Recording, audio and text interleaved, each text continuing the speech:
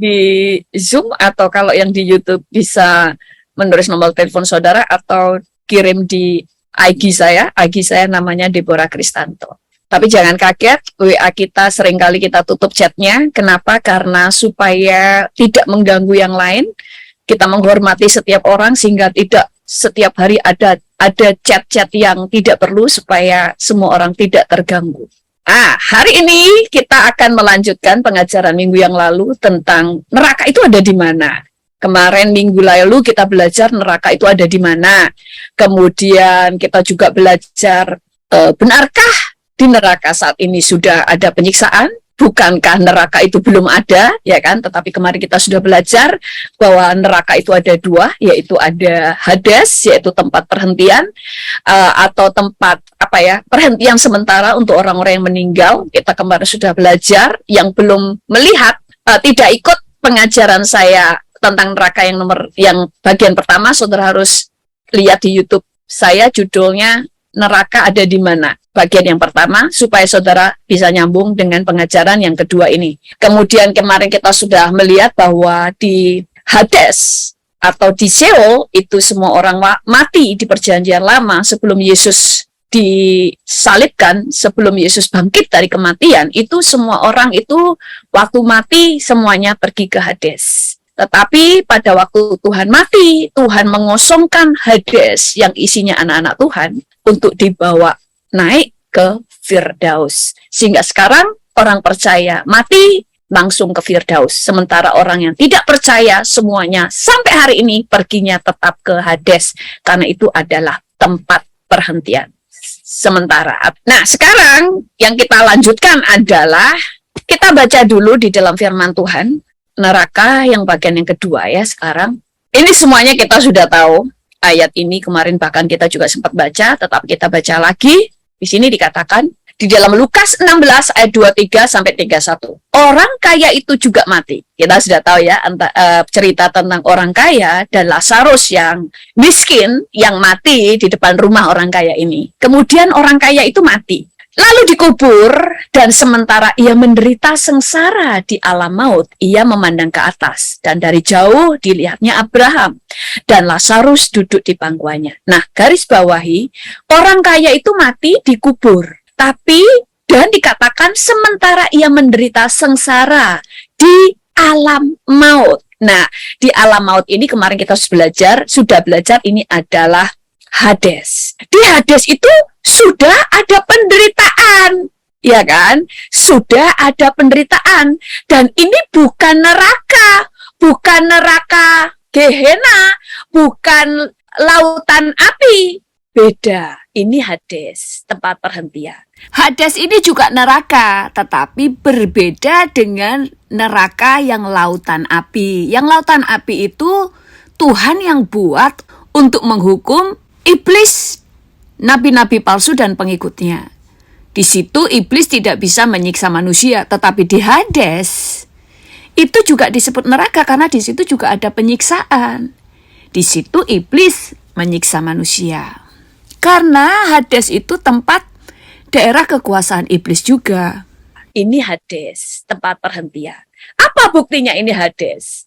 Bukan Gehenna atau bukan neraka yang disebut orang-orang loh. Neraka kan belum ada. Neraka itu kan tempatnya iblis nanti juga disiksa. Ini beda. Kenapa? Kita akan baca. Lalu ia berseru katanya, Bapak Abraham, kasihanilah aku. Suruhlah Lazarus supaya ia mencelupkan ujung jarinya ke dalam air dan menyejukkan lidahku sebab aku sangat kesakitan dan dalam nyala api ini. Tetapi Abraham berkata, anak, ingatlah bahwa engkau telah menerima segala yang baik sewaktu hidupmu, sedangkan Lazarus segala yang buruk. Sekarang ia mendapat hiburan dan engkau sangat menderita.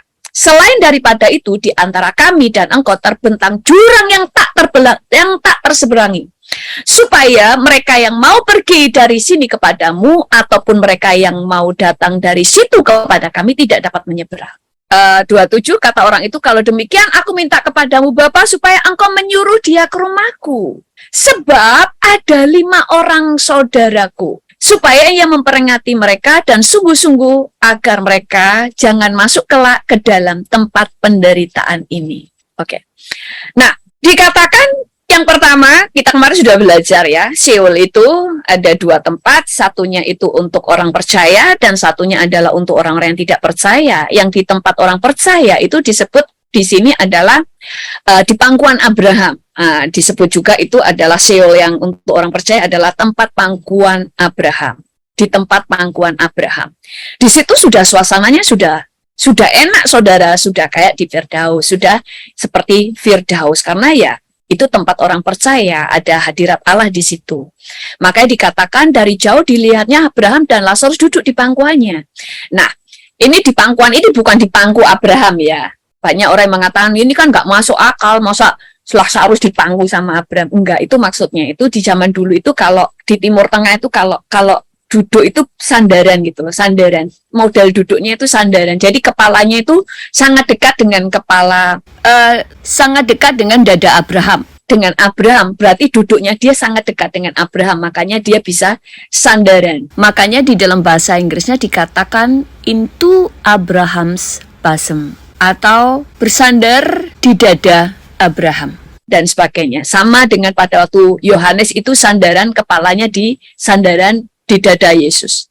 Nah, kemudian dikatakan bahwa di ayat 27, kata orang itu, kalau demikian aku minta kepadamu Bapa, kepada Abraham ya, Bapak Abraham, supaya engkau menyuruh dia ke rumahku, sebab masih ada 5 saudaraku. Nah, Gehenna itu baru dibuka setelah penghakiman terakhir. Pada masa penghakiman terakhir, bumi semuanya sudah dihancurkan. Langit dan bumi ini berlalu. Nah, di situ ada Gehenna baru dibuka. Nah, kalau Gehenna dibuka, itu kan bumi udah hancur, semua orang mati kan? Mati semua kan? Yang mati itu kemudian dibangkitkan itu untuk ketemu di penghakiman terakhir di tahta Tuhan. Kalau saudara itu nggak nangkep, saudara ikuti juga pengajaran saya tentang masa 1000 tahun damai. Karena Alkitab itu berurutan. Masa 1000 tahun damai di YouTube saya. Juga di khotbah saya yang judulnya Tanda Terakhir. Saudara harus lihat supaya ngerti. Ini saudara-saudaranya masih ada di bumi, masih ada. Berarti itu bukan di Gehenna, tetapi ini ada di Hades. Dan dikatakan di Hades itu dia sudah menderita sengsara. Nah, makanya memang di Hades itu memang sudah ada kesengsaraan, walaupun memang di neraka pun itu ada level-levelnya. Nah, kalau di alam roh itu gini, saudara. Beda dengan dengan yang di fisik ya. Kalau di roh itu, level-level itu bisa bicara, kadang orang bisa melihatnya level itu begini. Ada yang melihatnya itu levelnya itu dari luar sampai masuk ke dalam. Ngerti maksudnya? Nah, misalnya diumpamakan duduk dengan Yesus, level yang pertama orangnya duduk di sebelah kanan kiri Yesus. Orang-orang yang levelnya rendah ya jauh ya kan tempatnya duduknya itu. Tetapi kadang di alam roh itu juga bisa melihat itu orang yang levelnya tinggi ada di tempat yang paling atas, yang paling rendah di bawah. Ngerti ya? Karena di alam roh itu seperti itu. Makanya kalau saudara baca di Wahyu, kalau di alam roh itu beda. Waktu di alam roh tiba-tiba Yesus lidahnya seperti pedang ya toh. Tetapi kan di fisik masa lidahnya kayak pedang kan enggak. Tapi kalau di roh itu memang seperti itu. Nah, jadi di sini mulai melihat di Hades itu sudah ada penyiksaan, sudah ada penderitaan. Dan dikatakan yang pertama itu dikatakan begini. Si orang kaya tadi berkata begini. Lalu orang kaya tadi itu berseru, katanya, Bapak Abraham, kasihanilah aku, suruhlah Lazarus itu supaya mencelupkan ujung jarinya ke dalam air dan menyejukkan lidahku, sebab aku sangat kesakitan dalam nyala api ini. Banyak orang yang dibawa ke neraka, yang Tuhan izinkan melihat neraka. Kenapa? Supaya semua orang percaya neraka itu ada. Dan makanya di dalam Yesus itu luar biasa. Ada orang-orang yang dibawa ke surga, ada orang-orang yang dibawa ke neraka, supaya tahu. Dan saudara harus tahu, surga itu luas, itu juga ada tempat-tempat yang, surga itu jangan bayangin cuma surga itu kayak cuma ada tahta Tuhan, enggak saudara. Ada surga itu level-level ya, ada tahta Tuhan, ada di surga itu tempat musyawarah Allah, ya kayak seperti itu, ada tempat-tempatnya itu sendiri-sendiri gitu. Ya di surga itu bisa dikatakan bukan ruangan-ruangan ya, kayak di dunia ini kan juga luas kan ya. Nah, di surga itu juga seperti itu. Next time deh. Jadi itu makanya waktu ada musyawarah ilahi, ada tahtanya Tuhan, itu beda semua gitu ya. Sama-sama di surga, tetapi beda-beda tempat maksud saya. Nah, banyak orang yang dibawa ke neraka, yang mereka selalu, beberapa orang yang sempat nggak cuma melihat neraka, tapi benar-benar mereka itu masuk neraka. Maksudnya kalau dia masuk neraka itu ditinggal Tuhan. Ditinggal di neraka ini maksudnya hanya ditinggal Tuhan beberapa menit saja supaya dia tahu bagaimana rasanya ada di neraka, supaya dia bisa bersaksi. Karena kalau dia masih bersama Tuhan, neraka pun tidak jadi neraka kalau ada Tuhan Yesus di situ. Makanya ada beberapa orang yang dibawa Tuhan ke neraka dan ditinggal beberapa menit saja hanya untuk merasakan, hanya supaya tahu apa yang dirasakan pada waktu dia neraka. Karena Tuhan tidak mau ada orang yang masuk ke sana, ke neraka atau ke Hades ini. Ingat, Hades itu juga neraka. Dan ada orang-orang yang memang sempat masuk neraka, salah satunya adalah kokonya teman saya yang sering saya ceritakan itu, yang meninggal, yang koma itu, selalu sama mereka semua. Haus. Semua orang yang paling tidak tahan itu haus. Selain penderitaan, itu langsung begitu di neraka yang paling mereka rasakan haus. Makanya yang orang kaya ini minta itu setetes air sajalah, pokoknya bisa melegakan, ya kan, melegakan tenggorokannya, mendinginkan lidahnya, menyejukkan lidahku dan sebagainya. Karena memang di Hades seperti itu. Itu sebabnya kenapa kita itu berdoa untuk banyak orang supaya diselamatkan, karena supaya tidak perlu masuk ke Hades itu. Nah, kemudian selanjutnya, jadi tadi bukti ya, yang diceritakan di orang kaya dan Lazarus yang miskin ini adalah mereka waktu itu ada di Hades. Tetapi Hades yang berbeda. Supaya ingat aja ya, supaya siapa tahu ada yang kemarin tidak ikut, Hades itu seperti ini. Jadi ada tempat orang percaya di sini ada orang yang tempat orang tidak percaya, yang dipisahkan oleh jurang pemisah yang sangat dalam, yang satu dengan yang lain tidak bisa saling menghampiri. Tapi di sini suasananya sudah seperti di Firdaus. Kalau di sini adalah kegelapan. Disebut juga neraka, kerajaan kegelapan, disebut juga kerajaan maut. Ini adalah contoh, yang di bawah ini adalah tempat orang kaya yang masuk ke Hades atau ke neraka. Kemudian Lazarus ada di pangkuan Abraham, yaitu juga ada di Hades, tetapi berbeda dengan Hades, tempat orang-orang yang menolak Tuhan, tempat orang-orang jahat. Nah, kemudian karena kemarin kita sudah belajar neraka itu ada di mana, kemarin sudah kita pelajari, sekarang yang kita bahas bukan neraka ada di mana, tetapi yang selanjutnya dikatakan, kita tahu bahwa kita berasal dari Allah dan seluruh dunia berada di bawah kuasa si jahat. Kemarin yang minggu lalu saya jelasin, seluruh dunia berada di bawah kuasa si jahat. Termasuk Hades, semuanya itu ada di bawah kuasa si jahat. Karena Hades itu ada di pusat bumi, ada di bumi. Bumi itu ada di bawah kuasa si jahat. Kecuali Hades yang ada anak-anak Allah. Di situ bukan wilayah iblis karena ada hadirat Allah di situ. Maksudnya sudah seperti Firdaus, dan mereka waktu Tuhan Yesus mati, Tuhan mengosongkan Hades tempat anak-anak Tuhan dan dibawa ke Firdaus, dibawa ke surga. Karena pada waktu dia mati dan bangkit, dia telah mengalahkan maut, sehingga Hades tempat orang-orang percaya dikosongkan dan Tuhan membawanya ke Firdaus. Firdaus dari awal ya sudah ada di tingkat ketiga dari surga. Jadi Hadesnya yang dibawa ke surga. Jadi bukan Firdaus itu ada di Hades, tapi Hades sudah seperti di Firdaus, dan Hades itu dibawa ke surga atau dibawa ke Firdaus. Firdaus itu adalah surga. Makanya banyak orang berkata, kita ini kalau mati masuk Firdaus bukan surga. Salah. Firdaus dan surga sama, tapi Firdaus itu ada di surga tingkat yang ketiga. Kemudian minggu yang lalu kita juga membahas bukti Sheol dan Hades adalah bicara tempat yang sama. Kita lihat di dalam firman Tuhan. Yang pertama itu di dalam Mazmur 16 ayat 10 dikatakan begini, sebab engkau tidak menyerahkan aku ke dunia orang mati. Ini Daud yang berkata. Dan tidak membiarkan orang kudusmu melihat kebinasaan. Dunia orang mati di sini adalah Sheol. di perjanjian lama.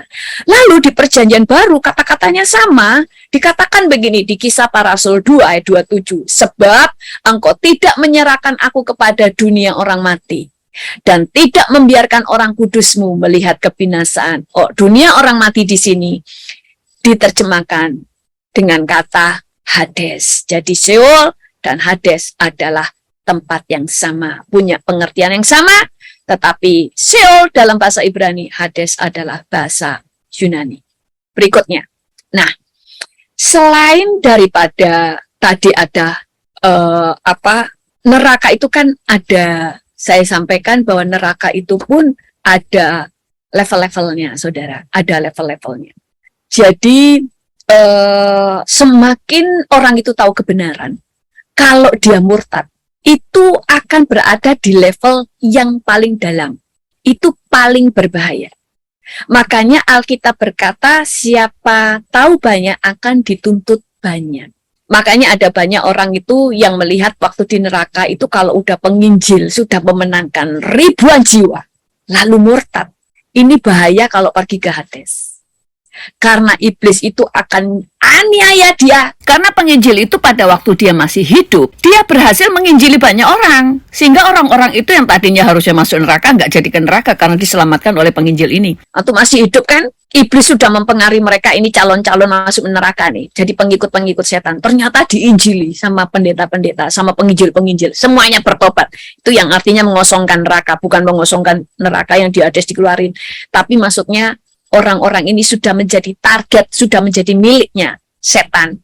Ternyata dibebaskan. Makanya waktu masuk Hades. Maksudnya kalau kemudian para penginjil atau pendeta-pendeta ini kemudian murtad, lalu mati, ya dia masuk Hades dulu dong. Hades itu kan tempat kerajaannya iblis. Kira-kira disiksa nggak? Ya disiksa lebih habis-habisan, karena iblis pasti dendam lah. Karena seharusnya ada banyak orang masuk neraka, ternyata diinjili orang-orang ini selama masih hidup. Sehingga orang-orang itu yang harusnya masuk neraka nggak jadi masuk neraka karena sudah bertobat. Tapi pendeta dan penginjilnya sendiri kemudian murtad. Ya habislah pada waktu di Hades. Itu bisa dianiaya luar biasa sama iblis. Itu sebabnya Tuhan sudah memberikan kita peringatan. Kita ini harus mengerjakan keselamatan kita itu dengan takut dan gentar. Kemudian, ada lagi tadi Hades kan. Ada lagi di Alkitab itu yang namanya adalah Tartarus. Keren ya Alkitab itu ya. Alkitab itu keren, saudara. Makanya semakin baca Alkitab, semakin belajar. Itu kita kagum gitu loh. Kagum hal-hal yang Tuhan ajarkan. Tartarus itu jurang terdalam dari Hades. Nah ini di dalam Hades, tapi yang terdalam, makanya neraka itu juga ada level-levelnya. Kenapa? Karena keadilan. Ada level-levelnya. Tahu banyak kebenaran, dituntut banyak. Di surga ada level-levelnya. Semakin kita banyak berkorban, misalnya korbannya begini. Saudara itu punya suami yang baik, saudara itu mengasihi suami, suami mengasihi saudara. Itu luar biasa. Tapi upahnya itu kecil. Upah yang terbesar, saudara punya suami yang selingkuh, yang kurang ajar, tapi saudara ngampuni. Saudara tetap melayani. Itu upahmu besar di surga karena keadilan. Makanya saya pernah khotbahkan, saudara juga bisa melihat di YouTube saya, alasan kita diuji. Salah satunya, supaya Tuhan bisa menempatkan kita di level-level surga dan di level-level upah itu tepat sesuai dengan keadilannya, karena setiap orang telah mengerjakan bagiannya. Semua orang berhak duduk di sebelah kanan dan kiri Yesus. Tapi semua harus mengalami proses. Kalau semuanya gratis, maka Tuhan tidak adil. Kenapa nggak adilnya? Ada yang berjuang sampai kepalanya dipenggal, ada yang tetap mengampuni walaupun dia dianiaya. Ada orang Kristen yang hidupnya biasa-biasa aja, pelayanan enggak, hidup sembarangan. Terus semuanya dapat duduk kanan sebelah kirinya Yesus. Lo nggak adil dong. Makanya semua orang punya ujian takarannya masing-masing, supaya Tuhan bisa menempatkan saudara di tempat-tempat sesuai dengan keadilan, sesuai dengan apa yang telah saudara kerjakan selama di bumi. Jadi semakin besar hal yang saudara alami di bumi, pencobaan atau pergumulan, saudara itu menang dan menang. Upahmu berbeda dari orang yang di dunia. Nah, di Hades pun seperti itu. Semua orang level-levelnya ada di Hades. Nah, di Hades ini ada yang namanya Tartarus. Ini adalah jurang terdalam dari Hades. Nah, firman Tuhan berkata di dalam 2 Petrus 2 ayat 4, berkata begini, sebab jikalau Allah tidak menyayangkan malaikat-malaikatnya yang berbuat dosa, tetapi melemparkan mereka ke dalam neraka, dan demikian menyerahkan ke dalam gua-gua yang gelap dan menyimpan mereka sampai hari penghakiman. Neraka ini adalah Tartarus. Mereka ada di sana. Mereka itu dilemparkan ke sana. Ini adalah tempat Hades yang terdalam. Neraka di sini ditulis dalam bahasa Yunani-nya adalah Tartaro. Berasal dari kata Tartaros atau artinya tempat terdalam dari neraka atau Hades. Jadi di Hades ada setannya. Loh, ada. Setan-setan ada di situ juga. Makanya ada yang tempat yang terdalam. Ada yang di pinggiran. Kalau di dalam penglihatan ada yang melihat itu di pinggir-pinggir. Semakin dalam itu dosa itu semakin di tengah. Terutama orang-orang yang paling berbahaya itu kalau kita sudah tahu banyak kebenaran, lalu murtad, itu bisa ada di tengah-tengah saudara. Itu bahaya buat hidup kita. Makanya teman saya yang orangnya 2 blok sudah dibawa Tuhan kena lihat surga. Dia itu punya banyak anugerah. Tapi sering kumat-kumatan. Karena saya nggak perlu ceritakan ya dosanya itu apa. Terus sampai dibawa Tuhan itu di dalam mimpi ya. Mimpinya itu tapi nggak kayak mimpi ya. Kayak rohnya dibawa Tuhan. Itu ada gerbang neraka. Pintu gerbang neraka waktu dibuka itu gelap sekali, sampai dari jauh baru kelihatan ada sinar api di sana jauh. Tapi walaupun dia tahu itu sangat jauh lorongnya ke sana, nerakanya itu jauh, tapi itu sudah gelap gulita. Cuma ada terang gitu, kelihatan kalau api pas nyala-nyalanya gitu. Terus dia bilang suaranya itu dari jauh itu kedengaran, suaranya campur orang yang teriak ketakutan, putus asa dan kesakitan. Itu teriaknya sampai dia teriaknya ngeri sampai bilang gitu. Sampai Tuhan bilang begini, kalau kamu nggak tobat, kamu akan masuk, hidupmu berakhir di situ.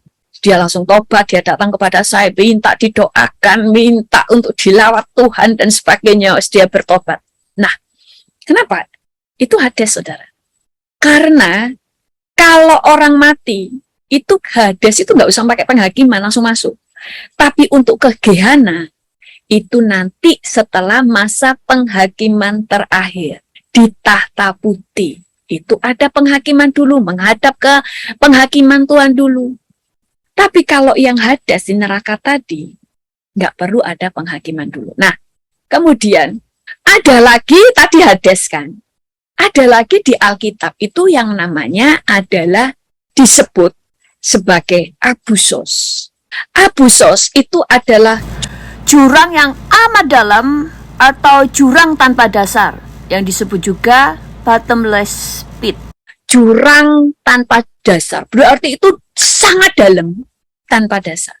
Di dalam Alkitab berkata di dalam Wahyu 9 ayat 1-3, sehingga saudara tahu level-levelnya. Maka Alkitab itu luar biasa, nggak seperti kitab-kitab agama lain. Kitab-kitab agama lain tidak akan memberikan pengajaran yang sangat detail yang kita tidak pernah membayangkan.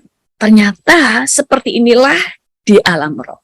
Di dalam Wahyu 9 ayat 1-3 berkata, lalu malaikat yang kelima meniup sangkakala, dan aku melihat sebuah bintang yang jatuh dari langit ke atas bumi, dan kepadanya diberikan anak kunci lubang jurang maut. Ini disebut sebagai Abusos. Maka dibukannyalah pintu lubang jurang maut itu. Lalu naiklah asap dari lubang itu bagaikan asap tanur besar, dan matahari dan angkasa menjadi gelap oleh asap lubang itu. Dan dari asap itu berkeluaranlah belalang-belalang ke atas bumi, dan kepada mereka diberikan kuasa sama seperti kuasa kalajengking-kalajengking di bumi. Lubang jurang maut ini adalah Jurang yang amat dalam atau jurang tanpa dasar, yang disebut juga bottomless pit. lubang jurang maut. Lubang jurang maut ini tempat memenjarakan iblis. Di Wahyu 9 ayat 11. Dan raja yang memerintah mereka ialah malaikat jurang maut. Dan namanya dalam bahasa Ibrani ialah Abaddon. Dan dalam bahasa Yunani ialah Apollyon. Lalu di dalam Lukas 8 ayat 31 dikatakan. Lalu setan-setan itu, ini pada waktu Yesus ketemu dengan orang yang kerasukan setan. Dikatakan lalu setan-setan itu memohon kepada Yesus supaya ia jangan memerintahkan mereka masuk ke dalam jurang maut. Adalah di sana sejumlah besar babi sedang mencari makan di lereng gunung. Lalu setan-setan itu meminta kepada Yesus supaya ia memperkenankan mereka memasuki babi-babi itu. Yesus mengabulkan permintaan mereka. Kenapa setan-setan itu minta kepada Yesus supaya dia tidak dimasukkan dalam jurang maut? Jurang maut adalah tempat memenjarakan iblis. Lalu aku melihat seorang malaikat turun dari surga, memegang anak kunci jurang maut, dan suatu rantai besar di tangannya. Ia menangkap naga si ular tua itu, yaitu iblis dan setan. Dan ia mengikatnya 1000 tahun lamanya, lalu melemparkannya ke dalam jurang maut, dan menutup jurang maut itu dan memeteraikannya di atasnya, supaya ia jangan lagi menyesatkan bangsa-bangsa sebelum berakhir masa 1000 tahun itu. Kemudian daripada itu, ia akan dilepaskan untuk sedikit waktu lamanya. Nah, jadi ada Hades, tetapi juga ada jurang maut. Di situ adalah tempat untuk memenjarakan iblis. Makanya kalau saudara dengarkan video saya tentang 1000 tahun, pada masa 1000 tahun damai, itu juga ada di pusat bumi, saudara. Semuanya ada di bumi. Pada waktu masa 1000 tahun damai, itu iblis diikat dengan rantai dan dimasukkan ke dalam jurang maut. Jurang maut tidak ada dasar. Dan mereka itu diikat di sana, dipenjarakan. Jadi kita mulai melihat ada tempat perhentian orang-orang tidak percaya di Hades. Tetapi Hades kita juga tahu disebut juga adalah kerajaan maut. Kalau namanya kerajaan, itu ada rajanya. Rajanya adalah iblis, makanya di situ adalah tempat kekuasaan iblis. Makanya ada penganiayaan. Tetapi juga ada waktunya bahwa iblis itu dipenjarakan di jurang maut. Ada yang memperkirakan itu jurang maut itu ada di black hole. Yang ada di black hole itu ada sesuatu yang di dunia ini hitam, Di angkasa, orang tidak bisa tahu kedalamannya. ya kita tidak tahu, tetapi yang jelas kalau yang ditulis di Alkitab, dan saya lebih percaya dengan apa yang ditulis di Alkitab, di situ ditulis bahwa jurang maut itu ada di bumi. Jadi jurang maut pun ada di bumi. Jadi ada levelnya. Pertama tadi ya kita belajar ya, Hades. Yang kedua Tartarus, itu terdalam dari Hades. Lalu yang ketiga, itu jurang tanpa dasar. Jadi ada Hades, ada kemudian terdalam Tartarus, kemudian ada jurang tanpa dasar. Ini tempat iblis dipenjara, tempat iblis diikat. Makanya sekarang pun sebenarnya ada iblis-iblis itu yang ada di Penjara di jurang maut. Tetapi berbeda dengan masa 1000 tahun damai. Kalau masa 1000 tahun damai itu semua iblis tidak ada sisa. Itu semuanya dipenjarakan di jurang maut atau di Abusos tadi. Makanya nanti pada waktu masa antikris tadi dikatakan itu dilepasin itu. Makanya Alkitab itulah yang menunjukkan kepada kita hal-hal yang masih tersembunyi. Nah, apa yang terjadi setelah masa 1000 tahun damai? Tadi ya saya sudah ceritain ya. Sebelum masa 1000 tahun, iblis itu diikat. Nah, ini. Di dalam Wahyu 20 ayat 1-3 berkata, "Lalu aku melihat seorang malaikat turun dari sorga memegang anak kunci jurang maut dan suatu rantai besar di tangannya. Ia menangkap naga si ular tua itu, yaitu iblis dan setan. Dan ia mengikatnya 1000 tahun lamanya." Ingat, iblis itu diikat selama 1000 tahun, lalu melemparkannya ke dalam jurang maut. Nah, kenapa? Karena jurang maut atau bottomless pit ini adalah tempat penjaranya iblis, dan menutup jurang maut itu dan memeteraikannya di atasnya, supaya ia jangan lagi menyesatkan bangsa-bangsa sebelum berakhir masa 1000 tahun itu. Kemudian daripada itu ia akan dilepaskan untuk sedikit waktu lamanya. Jadi jurang maut tadi adalah tempat memenjarakan iblis. Iblisnya diikat pada waktu setelah masa antikris ya, waktu antikris 3,5 tahun, itu Tuhan berperang. Kemudian malaikat mengikat, mengalahkan naga, iblis atau si ular tua. Dan semua setan itu diikat dengan rantai besar, dimasukkan ke jurang maut. Lalu ditutup, itu dipenjara, ditutup. Dan dikatakan dimeteraikan, supaya dia tidak bisa menyesatkan banyak bangsa. Makanya selama 1000 tahun, dikatakan 1000 tahun damai. Setan sudah dipenjarakan di jurang maut, atau diterjemahkan di dalam bahasa Inggris bottomless pit. Setelah masa 1000 tahun damai, dikatakan iblis akan dilepaskan dari penjaranya. Sekali lagi, jurang maut itu tadi adalah penjara. Waktu masa 1000 tahun damai, dikatakan di dalam Wahyu 20 ayat 7, dan setelah masa 1000 tahun itu berakhir, maksudnya adalah masa 1000 tahun damai, iblis akan dilepaskan dari penjaranya. Nah, di sini dikatakan iblis akan dilepaskan dari penjaranya.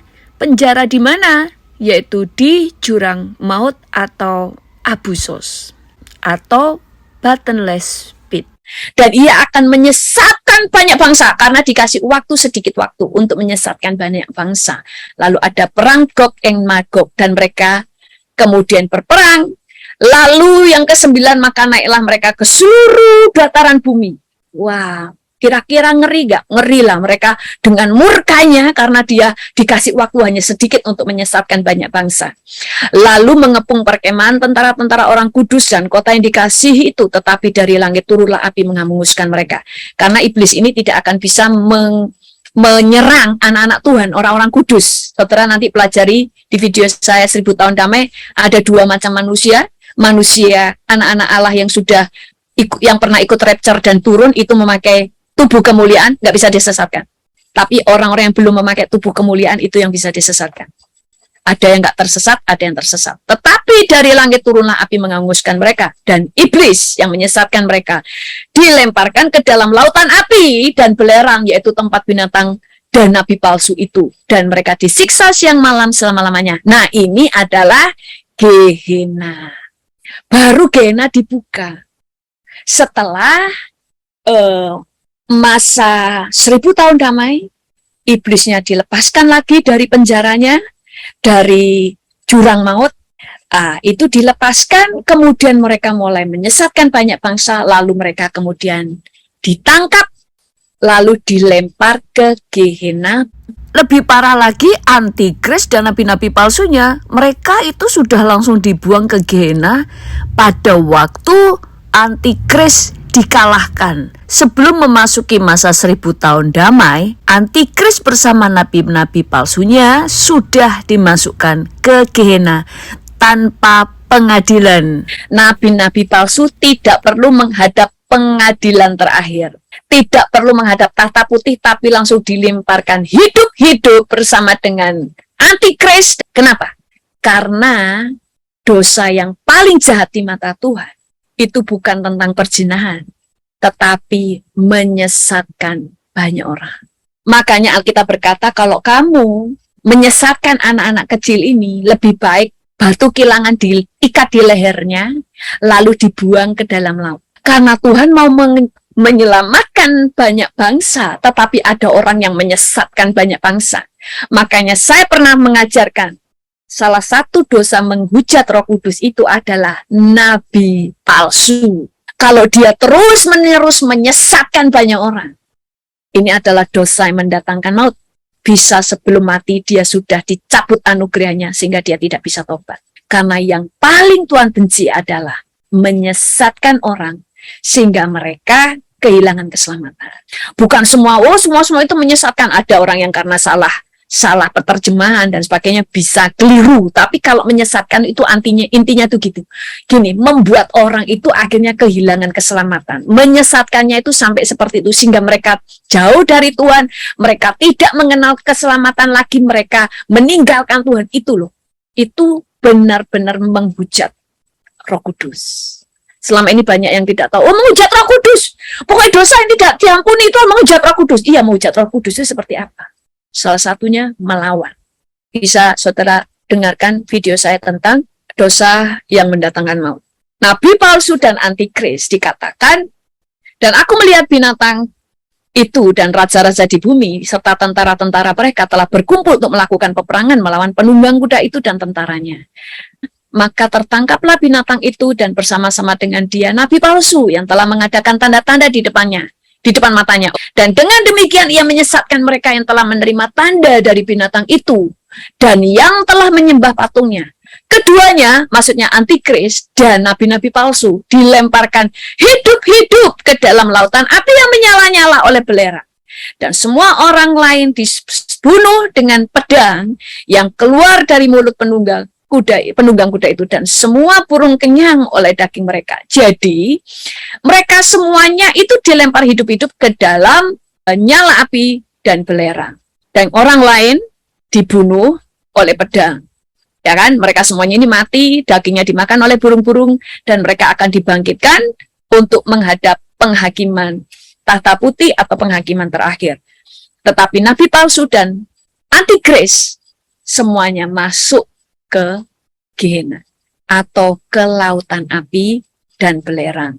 Di sana dikatakan ulatnya tidak bisa mati dan apinya itu tidak akan pernah padam, sehingga mereka akan disiksa siang dan malam. Jadi setelah itu baru kemudian Gehenna atau lautan api, kalau dalam terjemahan bahasa Inggris ditulis The Lake of Fire, itu dibuka. Dan orang-orang yang kemudian mati dan orang-orang yang hidup menghadap ke tahta putih. Disitulah Tuhan menghakimi semua yang hidup dan mati. Semuanya dihakimi. Nabi palsu nggak dihakimi, langsung masuk neraka. Langsung masuk Gehenna. Nah, jadi kita mulai mengerti ya. Kalau Gehenna itu nggak ada di bumi. Gehenna itu di suatu tempat somewhere di alam semesta ini. Yang jelas bukan di bumi. Karena bumi akan hancur. Langit dan bumi yang sekarang ada itu akan lenyap. Itu nanti ada pelajaran sendiri. Itu semuanya akan lenyap. Makanya nanti ada bumi baru, langit baru.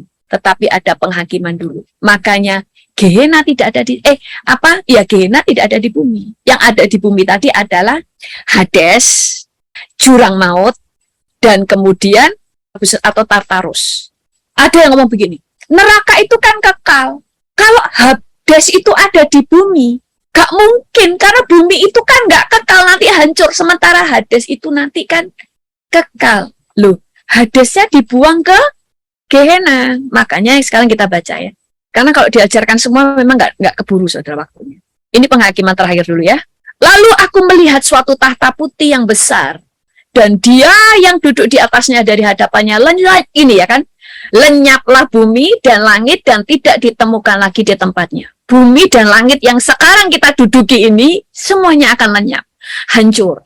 Dan aku melihat orang-orang mati, besar dan kecil, berdiri di depan tahta itu. Lalu dibuka semua kitab. Dan dibuka juga sebuah kitab yang lain, yaitu kitab kehidupan. Jadi ada dua macam kitab ya, bukan dua biji, tapi dua macam. Satu kitab kehidupan, itu cuma satu, terus kemudian ada kitab-kitab yang lain. Kitab-kitab yang lain itu yang menuliskan tentang perbuatan mereka, tentang kepercayaan mereka, kitab-kitab mereka yang mereka percaya, itu semua dibuka. Dan orang-orang mati dihakimi menurut perbuatan mereka berdasarkan apa yang tertulis di dalam kitab-kitab itu. Jadi kitab-kitab, semua orang itu punya kitab-kitab yang akan menulis semua perbuatannya. Selain ada kitab kehidupan. Jadi kitab kehidupan itu cuma satu. Tapi kemudian ada kitab-kitab yang lain yang mencatat setiap kehidupan. Misalnya, si A itu mati. Itu ada kitabnya sendiri yang mencatat semua perbuatan dia. Nah, maka laut menyerahkan orang-orang mati yang ada di dalamnya. Dan maut dan kerajaan-kerajaan maut itu adalah Hades tadi. Itu dibuang semua ke Gehenna dan menyerahkan mereka orang-orang mati yang ada di dalamnya dan mereka dihakimi masing-masing menurut perbuatannya. Lalu maut dan kerajaan maut itu, ini yang pertama, sorry, saya baca kecepatan. Dan maut dan kerajaan maut menyerahkan orang-orang mati yang ada di dalamnya. Dan mereka dihakimi orang-orang yang sudah tadinya masuk ke Hades semuanya dan orang-orang yang sudah mati, ya kan? Itu dibangkitkan di hari yang terakhir, di masa penghakiman, mereka harus menghadap ke tata Tuhan. Lalu maut dan kerajaan maut itu dilemparkan ke dalam lautan api. Ini adalah Gehenna. Itulah kematian yang kedua, lautan api. Dan setiap orang yang tidak ditemukan namanya tertulis di dalam kitab kehidupan itu, ia dilemparkan ke dalam lautan api itu. Di sini setan nggak bisa menganiaya karena disinilah mereka dianiaya. Tapi di Hades itu belum masa penghukumannya setan. Dia nggak dianiaya, dia yang menganiaya manusia. Tapi di Gehenna ini, dia menerima penghukuman. Makanya dia teraniaya di situ. Kecuali yang di ini ya, yang tadi itu ya, di lubang, di jurang maut, itu sudah ada penderitaan untuk setan. Makanya setan itu paling takut kalau dibawa ke jurang maut. Makanya dia mohon sama Tuhan, jangan bawa aku ke jurang maut. Makanya banyak pendoa yang mengatakan kan, aku mengikat roh jahat dan aku buang ke jurang maut, ya kan gitu kan. Supaya nggak keluar lagi, maksudnya kan di penjara. Nah, seperti itu. Tetapi kalau di Hades itu berbeda lagi. Makanya banyak orang bilang gini, gak percaya saya itu ada setan yang bawa trisula lah, menyiksa orang. Saya dulu juga gak percaya. Waktu saya masih kecil, saya gini, masa di neraka itu nanti ada penyiksaan? Emangnya setan nanti bikin besi? Saya bilang gitu. Memangnya ada pabrik besi? Saya bilang ada ini, ada itu dan sebagainya. Tetapi kemudian Tuhan itu, kalau saya nggak sampai melihat mimpi dan sebagainya ya, tapi Tuhan itu menjelaskan, yaitu dulu deh, waktu saya masih kecil itu, Tuhan jelasin sampai tentang surga itu Tuhan jelasin. Jadi mulai melihat, karena saya dulu nggak percaya. Saya benar-benar tidak percaya tentang di neraka itu ada aniaya, karena iblis itu kan nggak mungkin menganiaya. Akhirnya Tuhan tunjukin sendiri kepada saya, sehingga saya mulai melihat. Dan setelah mulai dewasa, mulai mengerti itu Hades. Beda dengan yang Gehenna. Makanya kadang Tuhan itu memberi kita mimpi, penglihatan, atau roh kita dibawa. Seringkali itu Tuhan itu menjelaskan apa yang di Alkitab supaya kita paham. Oh, seperti ini toh maksudnya. Itu Tuhan nyatakan itu supaya kita mulai paham. Karena ada banyak hal kalau kita cuma baca nggak paham. Tapi kalau yang dari Tuhan itu menjelaskan Alkitab.